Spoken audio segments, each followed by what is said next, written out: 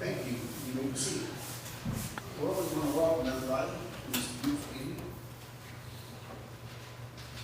All right, Sean, let's have the roll call. Great. April 22nd, 2019 City Council meeting. Mayor Mike Oakes. Present. My clerk treasurer Sean Durkin, attorney Larry Greathouse. Council members Brian Hatfield. Here. Jack Kelly. Here. Jerry Lamb. Present. Connie Raver. Present. Trent Wisner. Here. Mayor, that's roll call. All right, let's have the approval of the minutes for April the 8th, 2019. I make a motion to accept the minutes. Connie made the motion to approve the minutes. Jack seconded. All in favor? Motion carries. On the agenda items, we have a stormwater ordinance 982. As you were told, there was a third portion. 2 weeks ago, we had the first reading of what was to be a stormwater ordinance. At that time, Russell, or after that time, Russell informed me there was a third part to the ordinance, which I believe I emailed to council afterwards. Barbara just gave you a copy of the third. So with that, Larry, I didn't know if your recommendation was to consider this now the first complete reading of the new ordinance and consider adoption in what will be 3 weeks, or whether this was minor enough to. Russell and I met, and we thought that it was probably significant enough to make this the first reading of the entire ordinance, in that there's really no immediacy of passage required. Okay. And that way Mike Gangstead will have to come back. Mike is here if council would have any questions about the additional addendum. Any questions?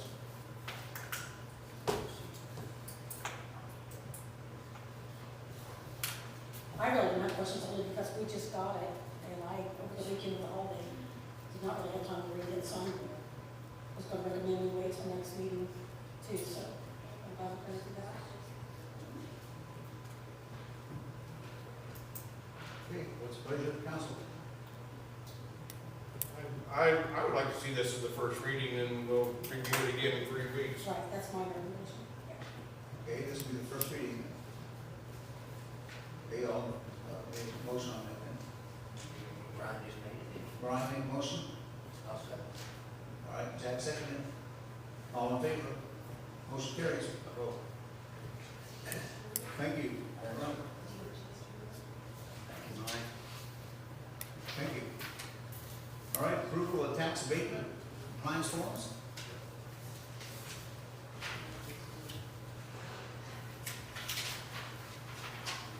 Hi guys, so it is time to do the CF1 compliance forms for 2019 for 7 industries. You should have a sheet, a spreadsheet. Look at them. If you can see, all the numbers are up with salaries, so we're exceeding expectations for the 7 that are applying, currently applying. So yeah, we looked at them. We're recommending that you guys approve them and sign them. Any questions?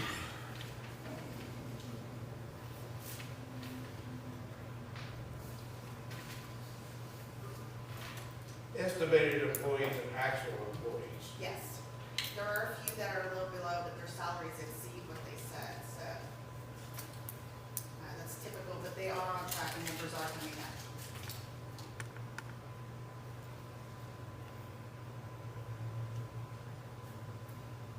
And do a lot of these want that many employees, and they're just having a hard time filling the positions?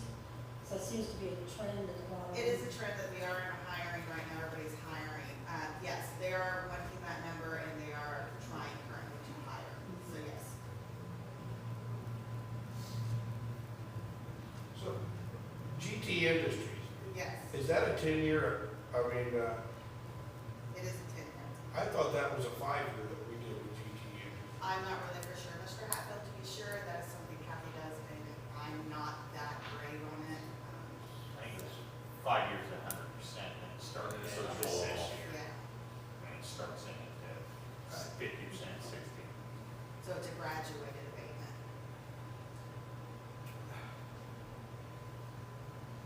You took me off guard when you said Mr. Hatfield. I didn't know who you were talking to. I was talking to Dad.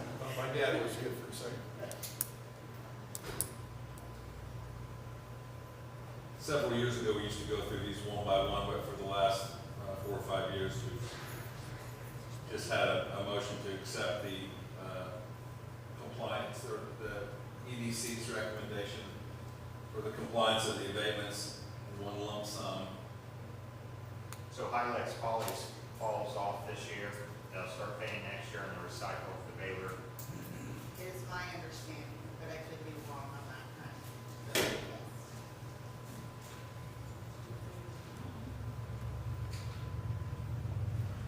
I'll make a motion to go ahead and approve the abatements. Trent makes a motion, I'll second the motion. Connie seconds.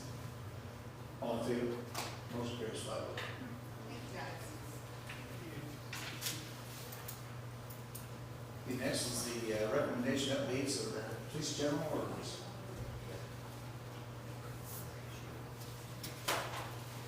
In your packet, we went over a fairly large, but uneventful group of orders. We just wanted to see if we could get those changes modified in the policy. If you had questions on anything specific, I'd cover that. But there's not much really exciting in this particular group.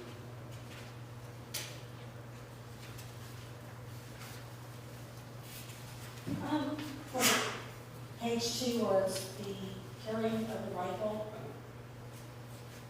it says a minimum and then it's blank rounds. Is there like a number that should go there, or? There are 3 different styles of rifles in the department. They're all a little bit different. They have a little bit different purpose to us. So they're on different pages, and they specify, minimum number of rounds that the officer should carry with them. But the main part I wanted to address was how they're carried. And if you notice, there's a mention about a chambered round, and then on the, below that, that's not mentioned. And that was the part we were trying to change. Okay. So So I would it's have had to spelled write it out. 3 different times to It's have a different number, so I just kind of left that as, Okay. for whatever it is, that's blank on purpose for that particular piece. Okay.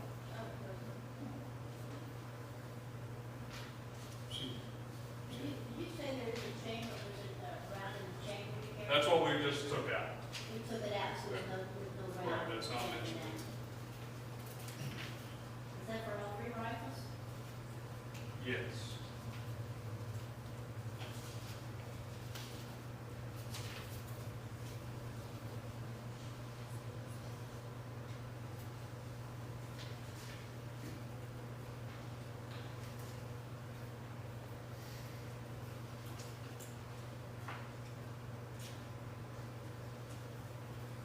When they carry the naloxone, how many do they usually have with them?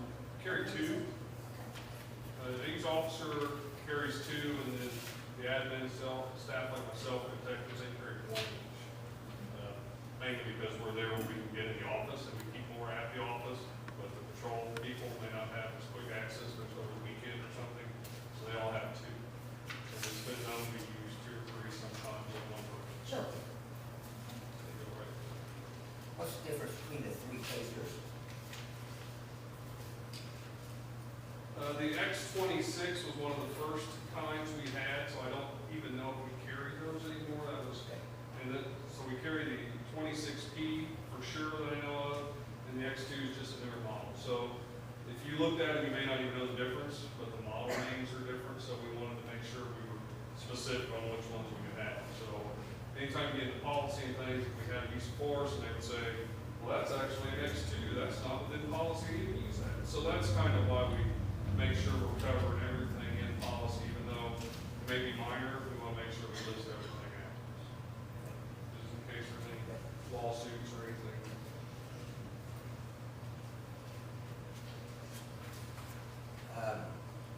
Larry, did you look over this? Everything seems okay? It's fine to me. Okay. Well, then I so move that we adopt the prescribing for the police department. Jack makes a motion to adopt the ordinance, change order. I'll second Jack's motion. Trent seconds it. All in favor? Motion carries 5-0. We also have the next item on the agenda, and I'll be sure to sit down, we got other things coming. But we would like to have a special meeting, either 5 or 5:30 on the 13th, to discuss the police department building little bit more in depth than what we would want to take away from a regular council session. So I didn't know how everybody's calendars looked, to come in early, first meeting in May.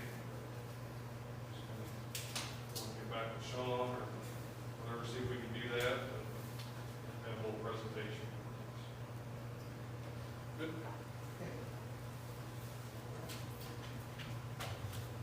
Thanks. All right, thank you. Revisited park ordinance.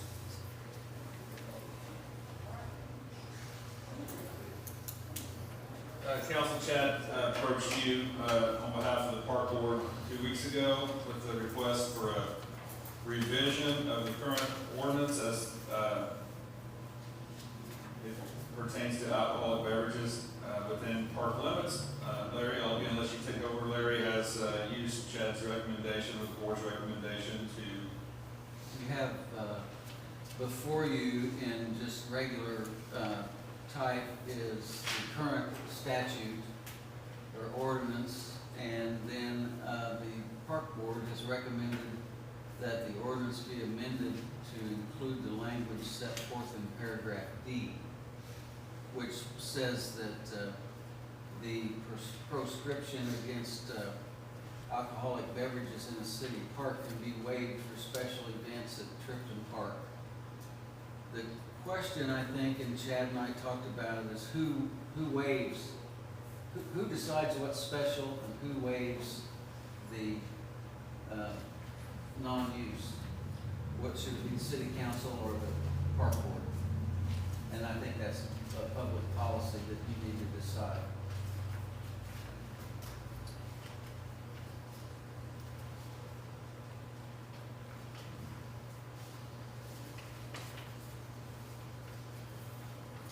I would not have a problem with it being the park board, as long as they're consistent and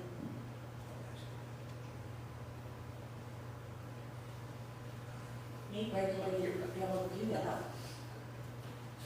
Have you talked to them, how they feel about that, Chad, or? Uncertainty.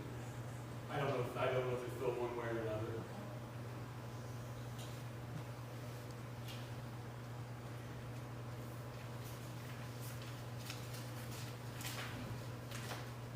I kind of would like to come before the council so we know what's going on. And just exactly what they're doing, and if something goes wrong, then the park board's not at fault, we are. You want the park board to come for us? Well, I don't know, if the No, park the board or the person that's having the event. I understand. That way you decide what's special and you decide what's when it's waived. Yes. Do you think they need to go through the festival committee before they come to us? I mean, all requests should go, anything that has to do with any kind of festival or gathering. That's true. So that would not necessarily the park board, but the festival board. When we have downtown beer gardens, is the festival committee not in charge of, have been in charge of those so far? I'm assuming. Well, we don't, no, not necessarily, we haven't had a We haven't had festival. one yet. That's right.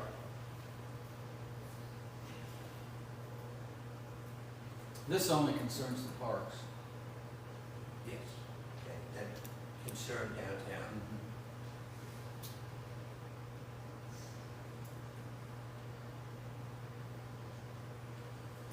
Well, I'll make a motion that they bring it before the city council.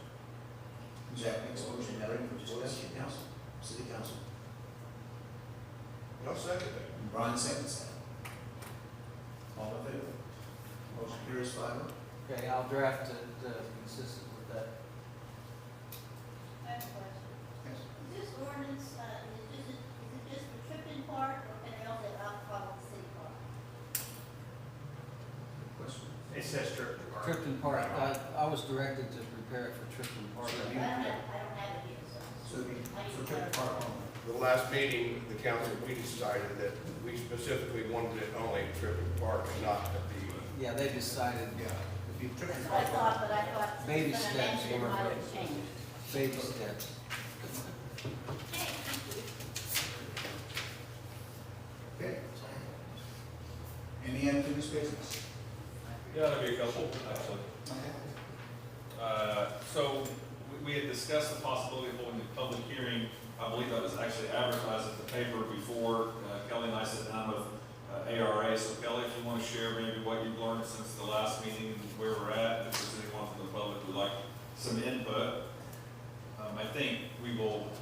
I think when the timing comes and you explain where we're at on that, when it comes time for the actual application, we'll need to hold another public hearing to say we give a better timeline of when will we apply for the grant. Take it over. That's correct. We met briefly with the ARA representatives to discuss the community block grant for the spring, which had a very fast timeline of initial proposal submission on May 3rd. According to our conversations, typically organizations that apply for the spring block grant have their project in place and are ready to put a shovel in the ground.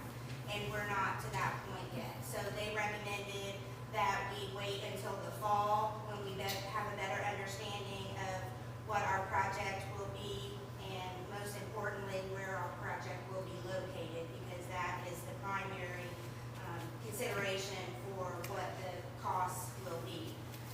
Met with several different individuals in the community. We've been tossing around potential locations. We still, at this point, do not have a confirmed location, but are having really, really good conversations. So we are predicting to have a decision here in the next 30 days is what our hope is. The ARA representatives are putting together a timeline for me so that we know what needs to take place and be able to meet the fall deadlines for that community block grant. So as we are working through that process, we will continue to update the city because they've agreed to take the lead on that. And that is primarily because of the fact of the recent income survey, I believe is what it's called, where it shows the city is at 56%, I believe is the total, and the county is 40-something%. So the grant requires that the participants of the project has to be 51% or greater in that low to moderate income range. So the city qualifies at 56%, the county doesn't, so it makes sense to go with the city without having to do the extra work to get qualified through the county. I have with me tonight the Boys and Girls Club representative. He's from Chicago, Illinois, and he just kind of wanted to talk about our progress and answer any questions that the councilman might have. Andre? Back of it. Back. Here? Yeah. I was getting real close and it wasn't making any noise, so I wasn't sure. Good evening, everyone. My name is Andre Arrington. I'm with Boys and Girls Club of America. It's a pleasure to be here today. Had a chance to meet with the group before coming over. Tremendous progress has been made. I've been in conversations with your county for about 3 or 4 years, but today was the day where I could really see that they're really touching the cusp of really getting to the point of serving kids. I want to thank each and every one of you for your dedication. Kelly called me a couple weeks ago and stated the commitment that you were going to make around the community block grant and other municipal funds to service the young people in this area. I can tell you from the Boys and Girls Club, we're ecstatic to try to bring services to the area. We look forward to that, and I open up for any questions anyone may have. How much, like, building and acreage are you looking for when you first start up there? And then are you looking like, you definitely have to expand like they want to, or? Great question. Today they came in, they had about 4 or 5 site Google map overlays for me to look at. All of them have very interesting potential. Couple of things. When you go in pre-existing buildings that were not built for the technology, not built for the purpose that you're designed to do youth work in, you run into stumbling blocks. It's normally costs you more money to rehab a building than to build new construction. There was some two, I thought, very advantageous opportunities. When I came in, I saw that your high school, middle school, and elementary school is kind of on a campus concept, and we are doing more boys and girls clubs in that close proximity, because it's about how can we help augment what's already going on. So for example, if the school district needed additional arts and crafts space or music space, we could build that into the new facility, and that could be shared space for the school district. So I think you could look at this as an opportunity and really go out and build what you would need for the next 20 years, as opposed to trying to retrofit something that was built 40 or 50 years ago and to retrofit it for today. That's one line of thought. Second line of thought was there was an armory that was looked at, has potential, but once again, that's that pre-existing building that was not built and designed for youth development work, and they have limitations, but at a great location, because there was a lot of ball fields and green space kind of around it. But the physical track of that building resides on seems a little limited. The other, pivot back to the school district, Elkhart borrowed a concept from Toledo, Ohio, which kind of borrowed a concept from California, where they are building onto a school. So they share the space. Like the school in Elkhart needed additional gym space. So the Boys and Girls Club built it, we deeded it back to the school district, and they both shared the space. And then there's the standalone Boys and Girls Club wing, and they have a gate that divides them. So when that time is up, So there's a lot of innovative things that you can do. I think what the real thing is, make the commitment on the front end to do it right, as opposed to trying to do it inexpensive, cheap, or wrong, and then we come back 5, 10 years, we don't have room for expansion, or the demand of kids increase, or we don't have the right resources in the building. We just do, some people we just don't give them space. And they think about recreation, not around holistic youth development, around preparing the kids scholastically, preparing the kids physically, emotionally, what are the needs of the kids?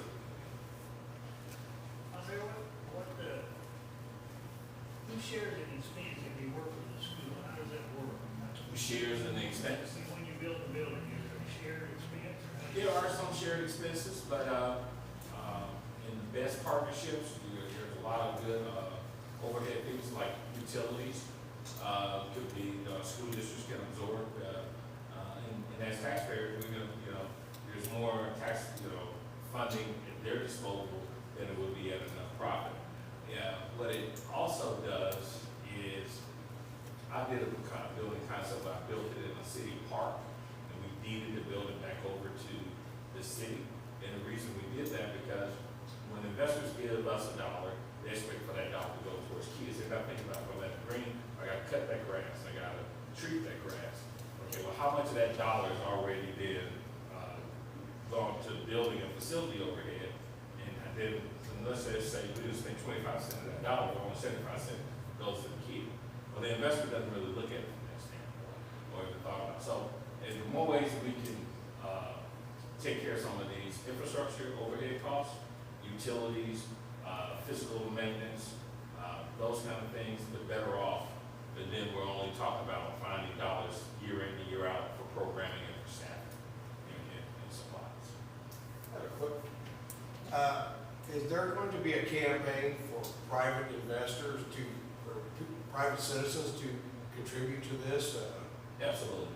We have to do that to make sure that we have community buy-in. What is the Boys Club, Girls Club, like you guys, what do you do and bring to the table for the local group? Yes, ma'am. Great question. We have a 501c4 arm that we come together as a a state, and we have dollars for like homework assistance. We have dollars for like our life skill programs. From the state of Indiana, we get about $3 million a year, and then those dollars are redistributed to local communities in flexible grants. And that's what the programs that are going and stuff, but to get that started, to up the building, anything like that, is there things that you do? We don't do anything with that. That's all local. And then, but there are probably ways we could probably help identify through our lobbyists and Vice Miller in Indianapolis that work with our local House rep and state senator for this district. There are probably some resources we can do. And there's other mini grants that we have from the Boys and Girls of America. And like for one, right now we're working on this flag football statewide project with the Colts. And so, you know, those type of initiatives pop up all the time. Will we still be doing the youth meals, summer meal programs and everything? Will our Boys and Girls Club be a center for that, or will that? Yeah, that, Everybody shaking their head, it must be asking. Yeah, I mean, that's one of our programs that we also, I was pleased to hear that they're doing it already. That's one of the feeding programs is huge, because many kids start to eat, some lunch programs start at 10 o'clock, kid gets to the clubhouse 2:30, 3 o'clock, well, they're hungry. Some programs they have dinner programs as well. So, and then even some programs now you're going to partner with communities around backpack programs, so families that are in extreme distress, they got food over weekends, and so they bring those backpacks back. So, feeding programs are big. Yes, sir. Out of $100, if it takes $100 to run this thing, where do those dollars come from? What percentages come from government? What percentages come from gifts? And what percentages come from, say, the state of Indiana? Or is it mostly private giving? It's a blend.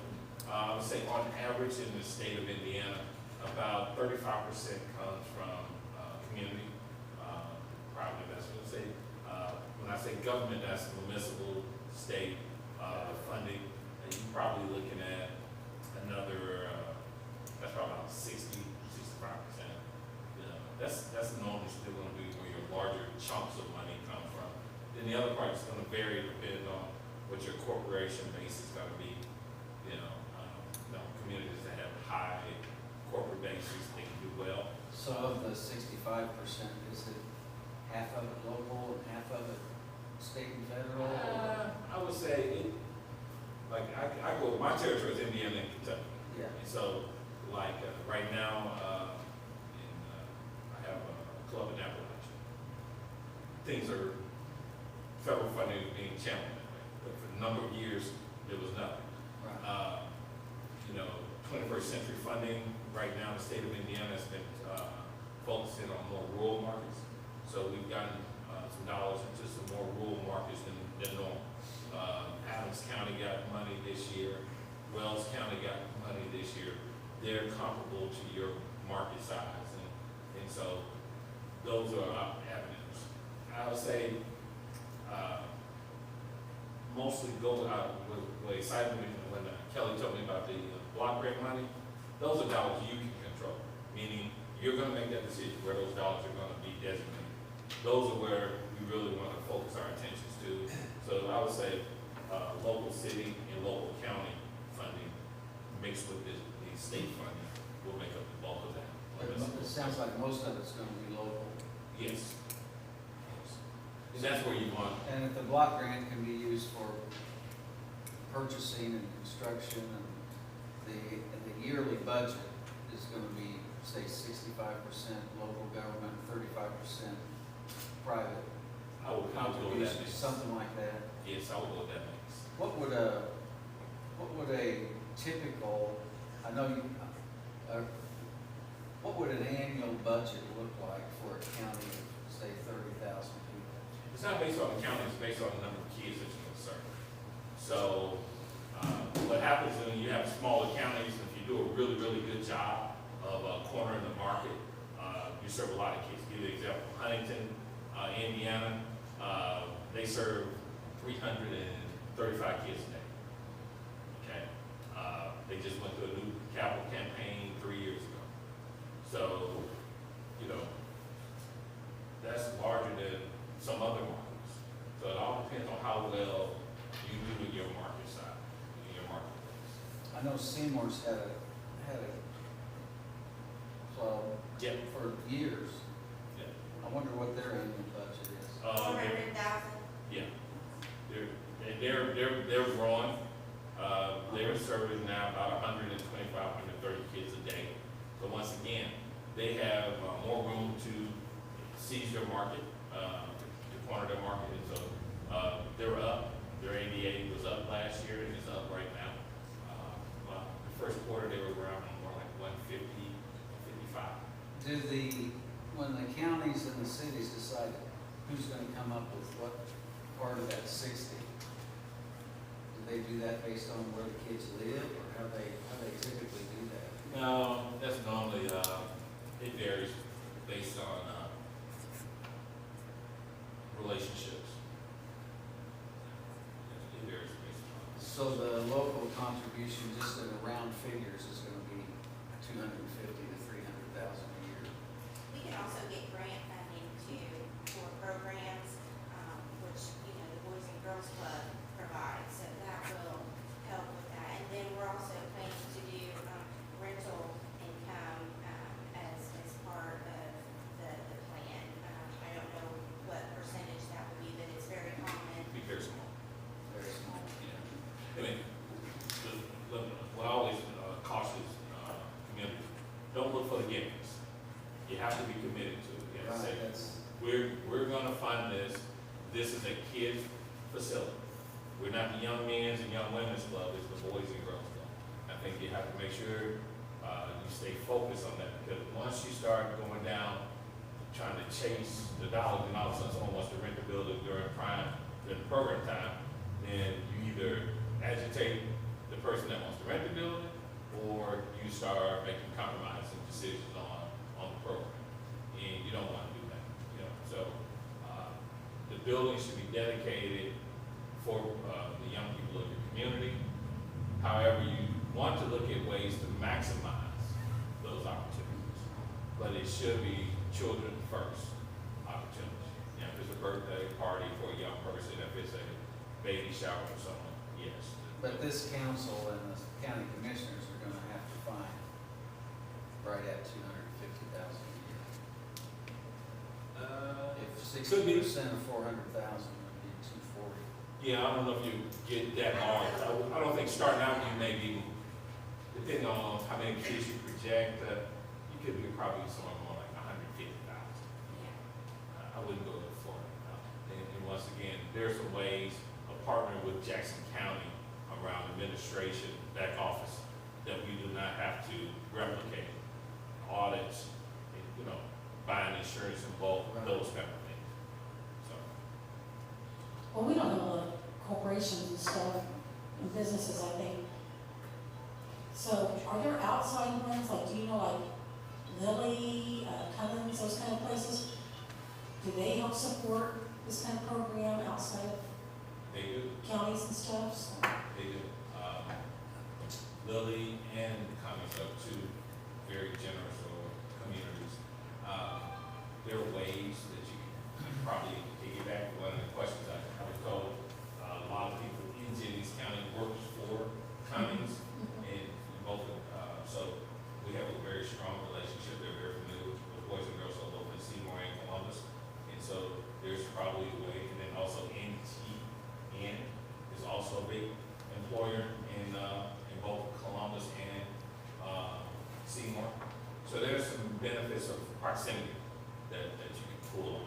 And then also the executive director in Seymour can help drive some of that fundraising opportunity. That's around bringing that combined regional power that you can bring to the table. What age, I know it's boys and girls, but what age do you like that? 6 through 18. 6 to 18? Yes.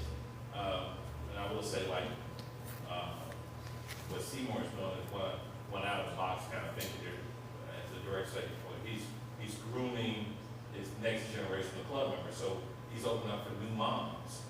So they bring in during the school year when the building's not being utilized. They have these little toddler apparatuses where they little foam, little thing, they climb over them and the kids play. They got set up like a little obstacle course for little toddlers in the gym. And so the building, once again, is how do you use the building for the purpose it's designed for without taking away from its mission-oriented purpose? And so they charge those families a normal fee. Yeah. Those parents have an opportunity to kind of come together. They talk, the women sit there and they talk to one another and gets them out the house. And it's gone over very successful. And so there are ways to do those kind of things. And so, but your core mission is 6 to 18. How many boys and girls clubs are there in Indiana, do you know? 33 organizations. So moving forward from here, how can the city of North Vernon help you, or expectations you have from the city of North Vernon Yes. and the county? Yes, sir. We walked away with a couple items, which Kelly just alluded to. We definitely have to pinpoint location. They've done a great job with the steering committee. They're putting a lot of work out and they organizing fundraisers. I think we've gone beyond the steering, but I started standing before municipal bodies. We now need to start developing that board of directors that's going to say, hey, we're committed to make sure that this is a long-term effort. This is not going to be, we start something that's going to end in 60, 90 days. So the board of directors is key. Finalizing that budget, and then we'll be looking at when we get that budget. We'd like to secure at least know where 2 to 3 years of our operating budget is going to come.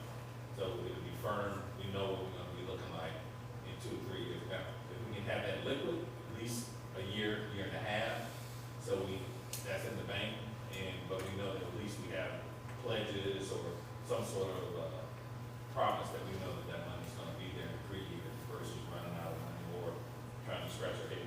Then we get into the fun stuff around designing the program and developing the staff structure. How many staff are going to need, what's the leadership is going to look like. The group's goal is to be open in 2020. So, we got some more legwork, but the real key is identifying location.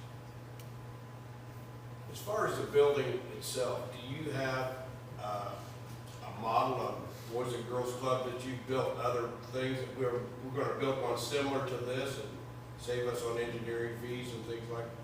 Yeah, I mean, there's several templates to it. That the Huntington was probably one of the most efficient building that's been built, and we've taken a lot of best practices around bathroom utilization right now. A lot of things happen in bathrooms, so there's single stall occupancy bathrooms.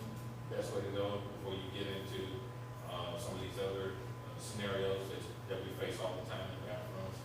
It's a very open concept with the games room right in front of you, and then they have their program rooms on the side. Probably the most efficient model that's out there in Huntington. But we got several Crawford's, Harrison Crawford County just built a new building. They're very good, very similar. So not very far, we can go down and look at that, their building as well. Do you have any idea what the cost of the Huntington site building was? Both of those buildings, about $2 million. It's not that bad. I love a person who says that. It's in your back pocket. My checkbook. Has anyone from your group reached out to the Cheatham County school system yet? Yes, I have. I spoke with the superintendent, and I've also talked with the school board president, and we're continuing those conversations.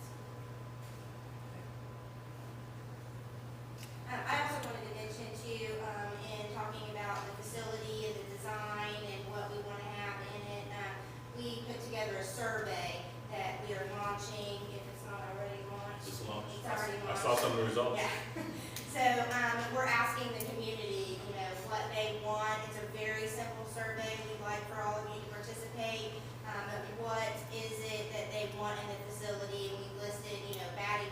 archery. And we're specifically looking at the indoor recreational facilities, not necessarily the programming classrooms, because that's a given.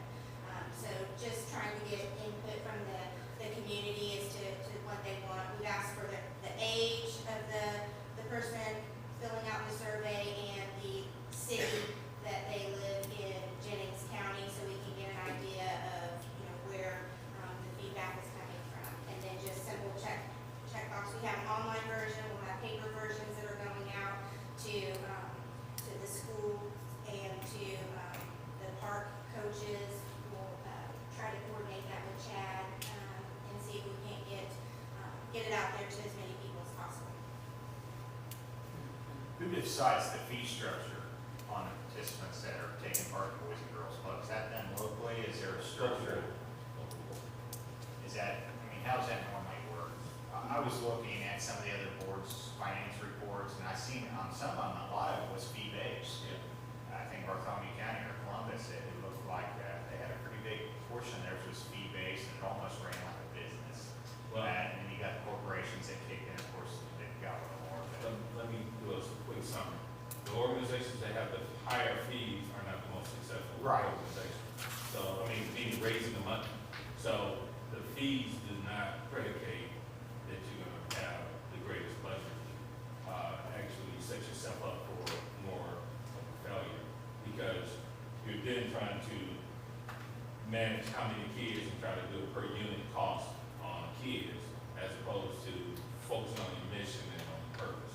And so, organizations that focus on the fees, they struggle the most with their board concept. The more successful one, Elkhart County has one of the largest budgets in the state. They're a $5 million organization a year. So, and their fees are like $25. Wayne County is the same thing, one of the more successful organizations in the county, in the country. And it's like, I want to say, our 11th most impoverished county in the state of Indiana. So it just kind of proves it's not about the fees, it's really about that board. That's why I emphasize getting the board, getting the community buy-in, and once those things are lined up, that's what we're missing.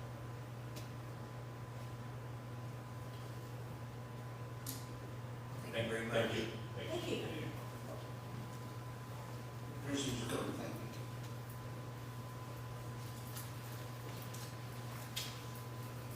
Okay,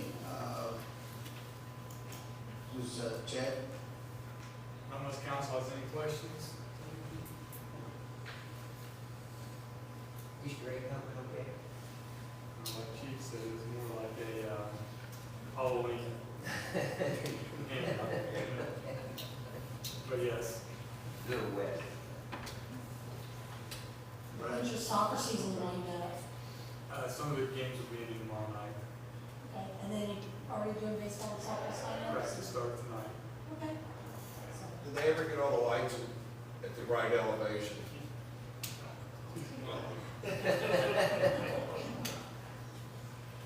They tried to work on them today. Try being the key word after 3 inches of rain. They So no, They didn't get a truck out there in the field, did they? maybe. So, yes, I sent some photos along. Some people I can share them with you if you'd like to see after the meeting. It could have been worse, should have been worse probably, but we were lucky. They're working on it, Brian. Okay. Well, we're not talking that many. I mean, we're what, just one field? Two poles. Two poles. Two poles. They didn't give it a fall last year because it's too wet. It probably was the right decision at the time, until you tried it today. I mean, I would definitely do it after you have 4 or 5 inches of rain. Well, that That's was the it. time to do That's it. right. Out there with a bucket truck. Yeah. On to those. A lift. So are you meeting like routinely with Omeras and stuff on the pool and? About every 2 weeks, I think they're going to go now to a monthly, unless there's some reason to need more, but yes. Well, every day you see a little more. Yeah, getting close to getting kind of above the ground, where you can see progress, there's a lot of work going. How are you guys, how are you guys coming on, you were working on that master park plan? Cause I know that was some of the items we talked about on the pool, the existing pool that was demoed, on what that's gonna become. I think, the way I understood it, that was getting put into a plan. Yeah, the plan was to apply for the planning grant, but, while we were waiting for that to become available, Oker has basically taken away that option for park planning, for, master plans. They don't fund the planning grant at this time. So we're kind of going back to the drawing board. We don't really want to come and ask, we're trying to see what we can do on our own. But to answer your question, yes, one way or another, so we're due for a 5-year master plan. I'd rather do it through a engineering firm, have a more in-depth plan, instead of in-house, sort of, kind of get what you get out of it. Because we know those things that we're not going to get, maybe down in Tripton, maybe even within the pool, things within our other park properties that need to be looked at with a fine comb to make sure that we really have a good plan. And it will benefit council more than anybody, because we need to have a updated plan that can show that these are the dollar amounts that go along with what we're trying to plan out for the next 5 years. And this is maybe where some funding can come from. As long as also it will look like, to show you the projects, improvements that are needed, with the budgeting for the next 5 years as well.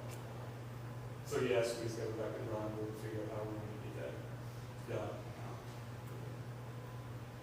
Are we done with the demo of the old pool? Yes, they've been paid. I believe everything's done. They saw it, grass. Good grass, been seeded. Got plenty of rain, probably too much, but yes.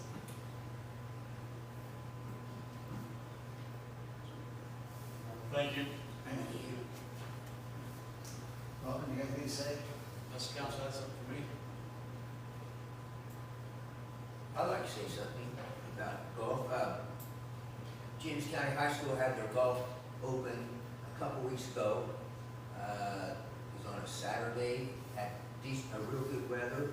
The course was in really good shape for this time of year, and I want to thank Robin and his crew for working hard and getting that prepared and putting on a good show for the people or the kids. There's a lot of, I think there's like 12 teams from out of town. 14 teams from out of town. They had a lot of parents come in, and they got to see the course, and it reflects a lot on the city of North Vernon when you have a nice facility to play at. So thank you, Robin, and make sure you thank your co-partners. I got one thing on the golf course. I kind of talked to Robin about it. We've had a lot of people asking about certain things, whether it might not even be this year, how are rain checks working, how does this work? I think we need to get some procedures and policies, or I don't know, operating guidelines and standardized procedures that will spell out all that. When our new city website comes live, all that information can be on there. I kind of looked around at other city golf courses, and they all have it, and it's spelled out, you know, what rate of play is, you know, when can you get rain checks, when all these things happen. It shouldn't be at an individual per basis. It needs to be in writing, just like any other department we have. I'm talking about that, so. Yeah.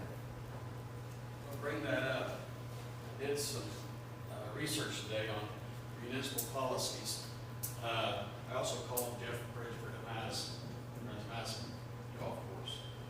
He said they really didn't have anything like that he goes by, other than the local rules, cart path only. You know, they don't have a range, anything like that. So, you know, winter months, if the sign's out, they can't play, say off the greens and stuff like that. That's about all he had. So, if you want me to give him my board, this is what I ran off. It's 50 pages. This is pretty in-depth. It's got, you know, height of the greens, mower, where you cut greens and all that. We don't need that. But we'll just, pretty much, I'll set down my board. We'll go over this, what needs to be outlined, like you said, you know, rain passes and all that. What do we do in that situation? decided that, and when I talked to the board about it, the range is a big problem for us to take care of on top of the rest of the golf course. So,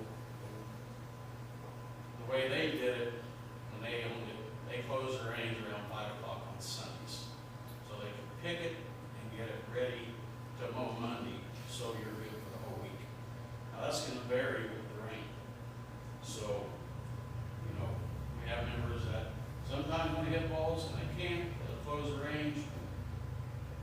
And that's just the way it is. It takes us 8 to 10 hours to pick and cut. We've got 11 acres out there. How much is a cage for the range picker upper? No idea. No idea. I see I people. mean, and that's all the another time, thing, you know, we don't have one of those, so I would say 20 grand for a picker, 25,000, just for the picker itself. Is that with the bullseye on it? I mean, and that would be so much better because we could pick it while they're hitting balls.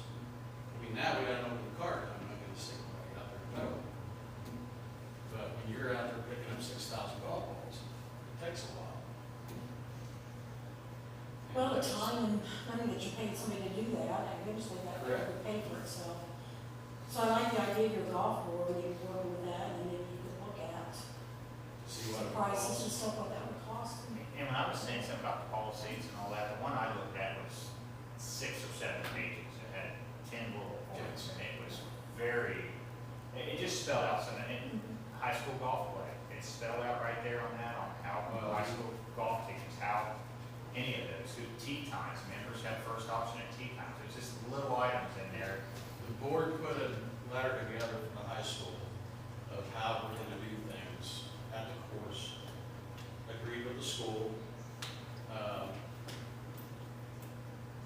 They're gonna play for nothing when they're in this session. And we talked about, we have 3 leagues, one's 22, one's 10, and one's 30, those are leagues. And we were talking about possibly maybe getting an extra $5 out of every player for a junior golf program, where that offsets the picking of the range and all that, where the kids can play all summer without a pass. We sell walking pass for $75.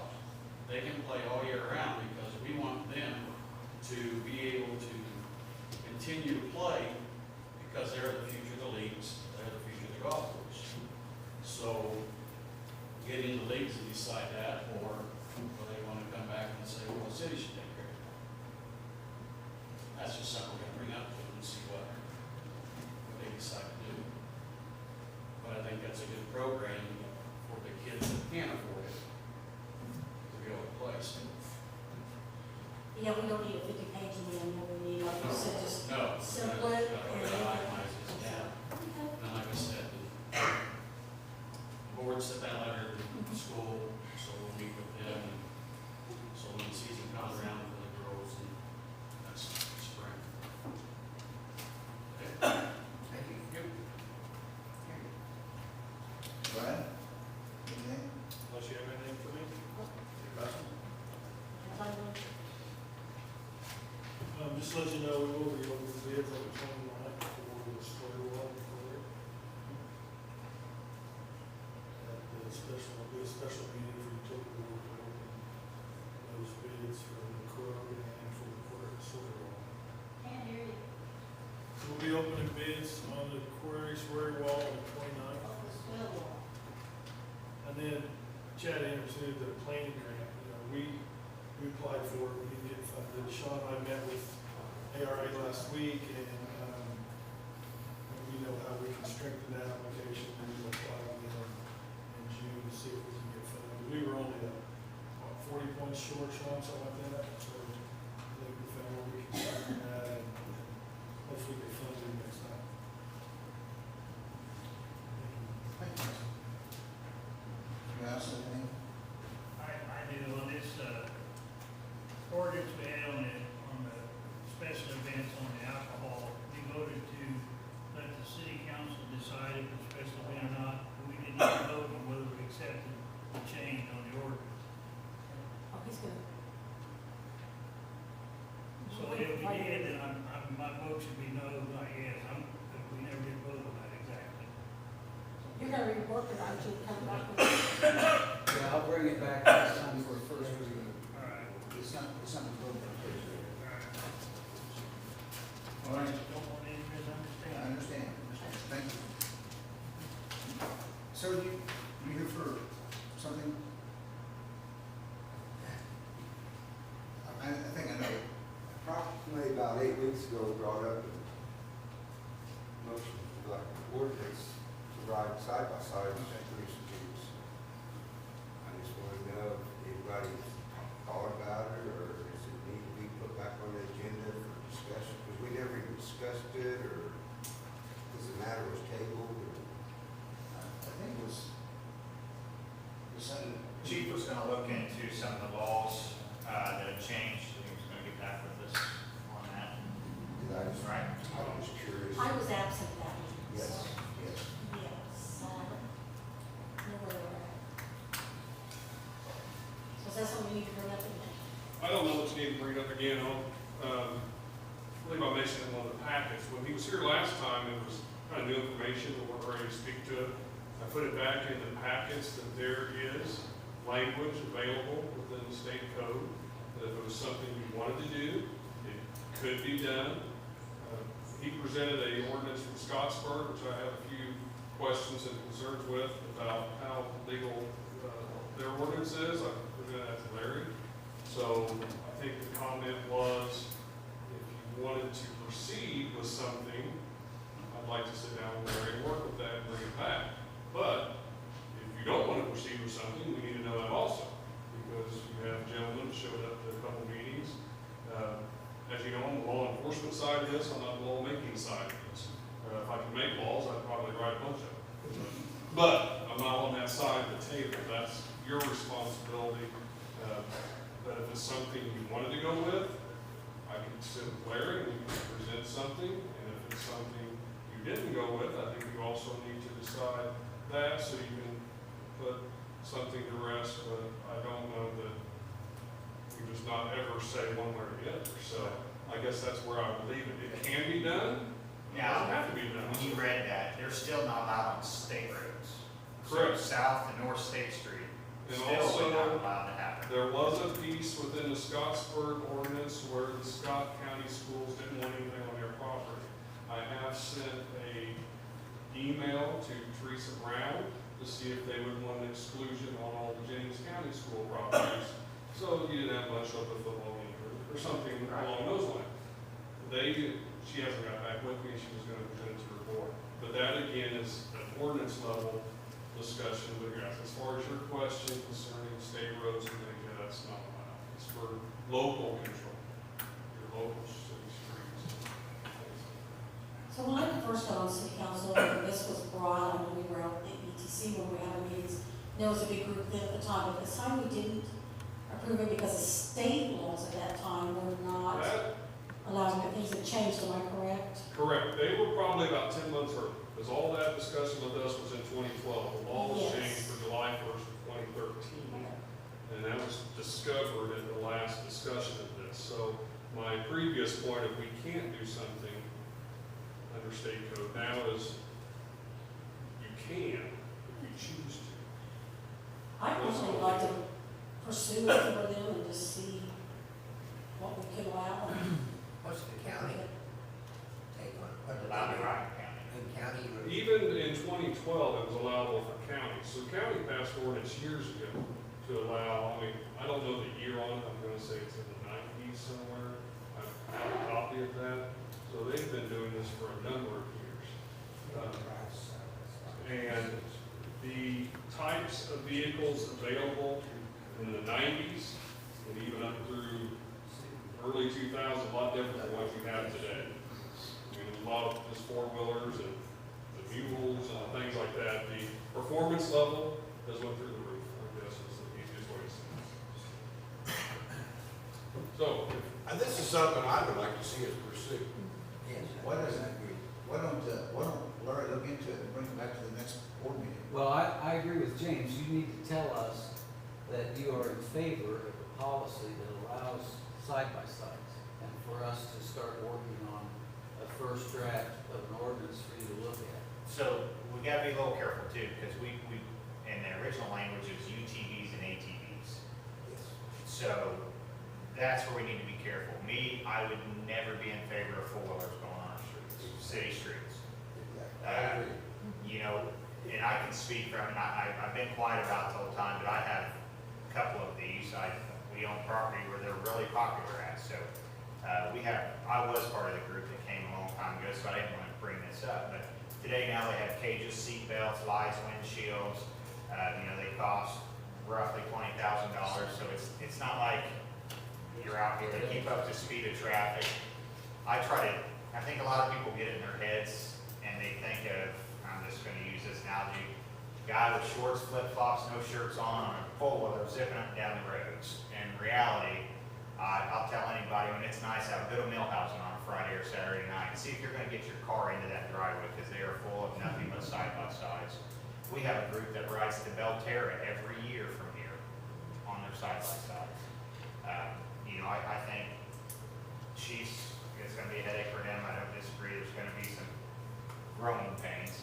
But at the same token, they'll be able to get down to the old Brick Street area, to all these places. They're not gonna be able to zip up and down South State Street, but we can even throw something in there and say, we want you to have turn signals. Add one little thing that's not on there that will make them do it. I think that's just something that helps do that. To me, it ought to be something that closely resembles what can follow normal vehicle laws. In other words, like something that you straddle, that's known as close to a car. I think it should have to require at least seat belts at the minimum. Because that's a law for a vehicle on the road today, is a seat belt. So like I say, whenever I presented that in Scottsburg, I didn't agree with a lot of that. Because that, like I say, it was kind of loosely written just to cover all. And I think it needs to be a good ordinance, or no ordinance at all, really. I mean, we don't want to make just any yahoo runner through the streets of North Vernon. Somebody that's going to be responsible and just to use it in a civil manner. And I'm not gonna say you're gonna have people moving here because of that reason, but I have two of my really good buddies that moved out of Bartholomew County and both purchased over $300,000 homes in Jennings County just for the reason, that's what they like. They like getting out in the county and riding, and they do it every single day, and they just moved over county lines to make that happen. There's gonna be problems here. You're gonna have to, I think we're gonna have to regulate it. I think everybody needs to see what we're actually talking about so you can visualize what. Yeah, somebody's gonna tell me the difference between ATV, UTV, and SUV. Well, you could just put there, they have to have a steering wheel now, right there. That was one of the things. If they have to have a steering wheel, I mean, that's. So what's the difference between a motorcycle, a three-wheel motorcycle, and a side-by-side, or a 4x4, whatever you call them? So mine is that, I mean, a motorcycle doesn't have seat belts and. well, you're talking a road motorcycle, though, right? Right. Yeah, but what's the difference between golf carts where kids can ride on the Right. face of traffic that go 5 miles an hour? Right, I don't know what our golf cart costs you, so you.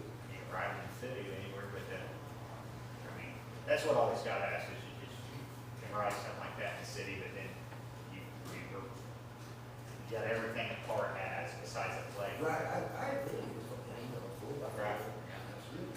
Well, I think ATV, or I'm just like Larry, what's the difference?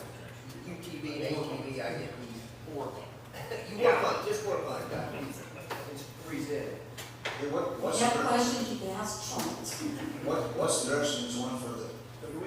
We need to, I would make a motion that we have our Larry and anybody that need to be involved in it, look forward into creating our ordinance for side-by-sides in the city. Okay, Brian makes the motion. I'll second Brian. Trent seconds that. All in favor? Motion carries 5-0. All right.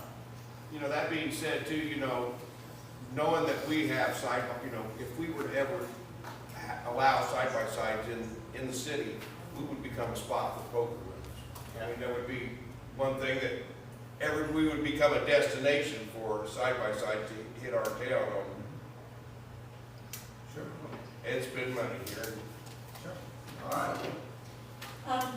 Back to Brad on his thing. You don't know assistant departments, they develop a plan for city sidewalks, and you talk to him at all, or we getting started on sidewalks for the year yet, or? We'll help when they come to us and tell us where they want Okay. I mean, where Rick's development or anybody Okay. else. I know they'll just be subject to line grades right away. But no, I haven't talked to them. Okay, so that's something I need to talk to Rick, see what he's. Right, or Jack, you talk to people, or things to do, so. We're just available when you need us. Okay. I think we're still trying to work on getting the mowing out of their hands first, see if Right. that's feasible. Right. Okay. Council, anything else? If not, let's. I have one more thing, Mayor. Sorry, go ahead. I just read a portion of an email that came from Joni Van Horn to me this morning. It says, last month we came to a city council meeting and proposed closing off the street here by the foundation. After discussion from the council and the offer to have the event at the Stella Plaza, our committee has decided to take you all up on your offer. So the Community Foundation has agreed to hold their summer event this summer at Stella Plaza instead of at their location at Main Street. So with that would come a request to close Madison Avenue rather than Main Street on the day of July 20th. Need a motion? Have we talked Park Theater? I mean, is that? Well, part of the day's event is that movie that night Okay, at so Park that- Theater, if you remember, so it kind of all goes I wasn't together here now. at that meeting, yeah, Welcome back. but.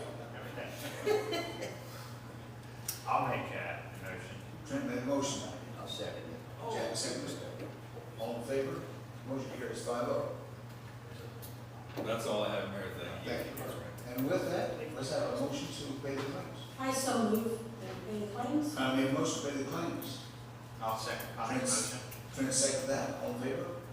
Motion carries. And now let's make a motion to go. I so move that we. Connie made a motion to go home. I like to go home too. Brian seconded that. All in favor? Tonight. Carries.